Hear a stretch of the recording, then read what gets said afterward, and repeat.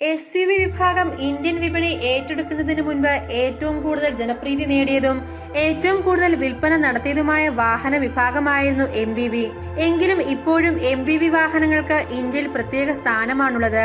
രാജ്യത്തെ മിക്ക വാഹന നിർമ്മാതാക്കൾക്കും മൾട്ടിപർപ്പസ് വെഹിക്കിൾ ശ്രേണിയിൽ മോഡലുകളുണ്ട്.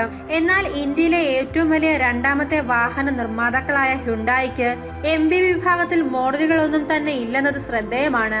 എന്നാൽ ഈ വിഭാഗത്തിലേക്ക് ചുവടുവയ്ക്കാൻ ഒരുങ്ങുകയാണ് കമ്പനി. 2021 വാഹന വിപണിയിൽ എത്തിക്കാനാണ് കമ്പനി ലക്ഷ്യമിടുന്നതും. MPV വാഹനങ്ങൾക്ക് ആവശ്യക്കാർ ഏറിയതോടെയാണ് ഹ്യുണ്ടായും ഇത്തരത്തിലൊരു വാഹന വിപണിയിൽ അവതരിപ്പിക്കാൻ ഒരുങ്ങുന്നതിൽ സംശയമില്ല. മാരുതി എർട്ടിക, മഹീന്ദ്ര മറാസോ എന്നീ വാഹനങ്ങൾക്ക് എതിരാളിയാകാനാണ് ഹ്യുണ്ടായി പുതിയ MPV വിപണിയിൽ എത്തിക്കുന്നത്. ദക്ഷിണ കൊറിയൻ വാഹന നിർമ്മാതാക്കളായ ഹ്യുണ്ടായി ഹെക്സാസ്പേസ് എന്ന സ്റ്റൈലിഷ് ഡിസൈൻ ആശയത്തെ 2012 ഓട്ടോ എക്സ്പോയിൽ പ്രദർശിപ്പിച്ചിരുന്നു. ഇതിനെ അടിസ്ഥാനമാക്കിയായിരിക്കും ഹ്യുണ്ടായി MPVയുടെ നിർമ്മാണമെന്നാണ് പ്രതീക്ഷ.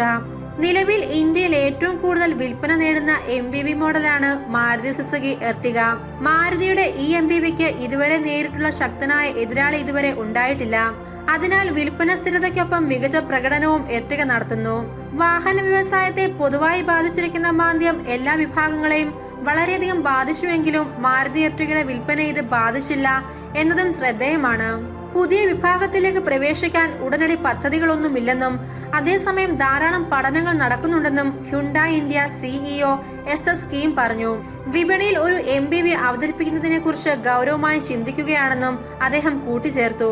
ഇതിനകം തന്നെ മാരുതി എർട്ടികയുടെ എതിരാളി മോഡലിൽ കമ്പനി പ്രവർത്തിക്കാൻ തുടങ്ങിയെന്നാണ് അടുത്ത വൃത്തങ്ങൾ സൂചിപ്പിക്കുന്നത്.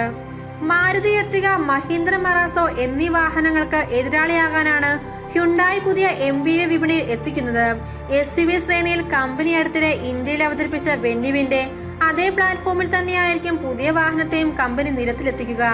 ഇന്ത്യൻ വിപണിയിൽ ശക്തമായ സാന്നിധ്യം അറിയിച്ച കമ്പനി അടുത്തിടെ പുതിയ കുറച്ചു മോഡലുകളെയും പതിപ്പുകളെയും വിപണിയിൽ അവതരിപ്പിച്ചിരുന്നു. ആദ്യ ഇലക്ട്രിക് കാറിനെ പുറത്തിറക്കി ആ ശ്രേണിക്കും കമ്പനി ചുവടുവെച്ചു. പിന്നാലെ ഹാഷ്ബാക്ക് ശ്രേണിയിലെ ഹ്യുണ്ടായിയുടെ ജനപ്രിയ വാഹനമായ ഗ്രാൻഡ് ഐറ്റണിന്റെ പുതിയ പതിപ്പായ ഗ്രാൻഡ് ഐറ്റൺ നിയോസിനെയും എലാൻഡ്ര ഫേസ് ലിഫ്റ്റിനെയും വിപണിയിൽ എത്തിച്ചിരുന്നു. ഇതിനെല്ലാം പിന്നാലെ ഇപ്പോൾ ക്രേറ്റയുടെ അടുത്ത തലമുറ മോഡലിനെയും കമ്പനി വിപണിയിലെത്തിക്കാൻ ഒരുങ്ങുകയാണ്.